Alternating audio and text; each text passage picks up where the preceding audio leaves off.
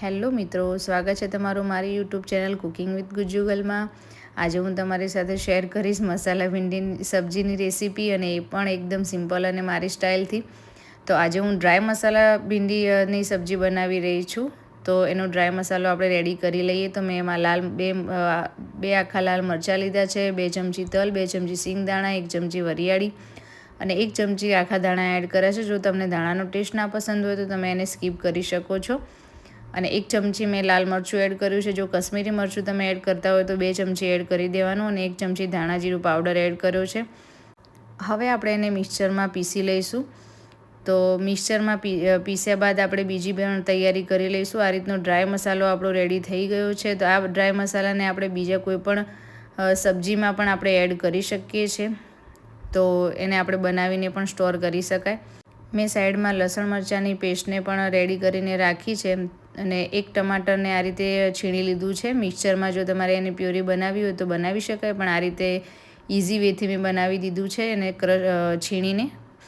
તો ટમાટરની puree ready થઈ જાય પછી આપણે સબ્જી બનાવી લઈશું. તો કઢાઈમાં ઓઇલ લઈ અને એને ગરમ કરવા મૂકી દેવાનું.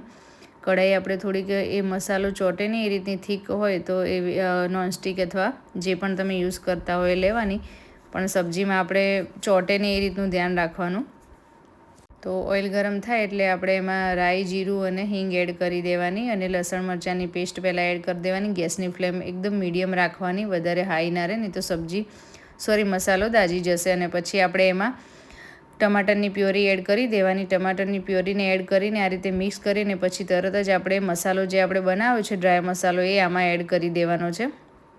તો ટમાટર અને ડ્રાય મસાલો આપણે સાથે સાથે જ ચડી જાય એના માટે.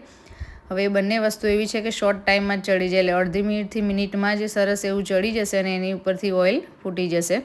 તો આપણે આ રીતે મિક્સ કરીશું એટલે અડધી મિનિટમાં જ તમને ઉપર ઓઇલ દેખાશે. આ રીતે મસાલો સરસ એવો ચડી જાય. આપણે મસાલો ચડે ત્યાં સુધી એને કન્ટિન્યુઅસ આ રીતે હલાવતા રહેવું પડે, કેમ કે નીચે ચોટે નહીં એટલા માટે.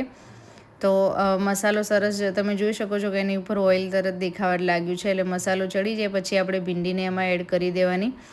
જો ભીંડીને હું તો આ રીતે ડાયરેક્ટ જ બનાવું છું, કેમ કે 4 વ્યક્તિનું બનાવીએ ત્યારે થોડુંક જ સબ્જી બનાવવાનું હોય એટલે વાંધો ના આવે, ભીંડી ચડી જાય. ભીંડીને ચડતા વાર પણ નથી લાગતી. જો તમે વધારે વ્યક્તિ માટે બનાવતા હોય અથવા તો કોઈ ગેસ્ટ આવે અને બનાવવાના હોય તો પહેલાં ભીંડીને ફ્રાય કરી લેવાની ને પછી આ પ્રોસેસ કરવાની, તો ફટાફટ બની જશે સબ્જી.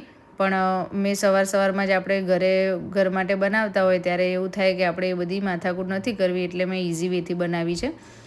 અને આ રીતે હળદર અને નમક મેં મસાલામાં એડ નહોતું કર્યું, તો એને પાછળથી સ્વાદ પૂરતું નમક અને હળદર એડ કરી દીધી છે, અને એને પણ આ રીતે મિક્સ કરી લીધું છે. અને વચ્ચે કન્ટિન્યુઅસ આ રીતે હલાવતા રહેવાનું, કેમ કે ભીંડીમાં આપણે પાણી એડ કરવાનું ના હોય એટલે નીચે મસાલો ચોટે નહીં એની માટે ખાસ. અને થોડીક વાર માટે ઢાંકવું હોય તો ઢાંકી શકાય. 5 થી 10 મિનિટમાં જ મસ્ત એવી ભીંડી ચડી જશે. તમે જોઈ શકો છો કે ઓઇલ તમને દેખાય છે, એટલે આપણું સબ્જી બનીને રેડી થઈ ગયું છે. તો જો તમારે ઘર માટે જ બનાવવાનું હોય અને કોઈ ફ્રાય કરવાની માથાકૂટ ના કરવી હોય તો આ રીતે એકદમ ઇઝી વેથી મસાલા ભીંડી બનીને રેડી થઈ જશે. અને ખરેખર સ્વાદમાં પણ બહુ સરસ જ બને છે. તો તમે આ રીતે જરૂરથી ટ્રાય કરજો. અને તમને મારો વિડીયો પસંદ આવ્યો હોય તો મારી ચેનલને લાઇક અને શેર કરવાનું ભૂલતા નહીં. આપણે મળીશું નવા વિડીયો સાથે. બાય.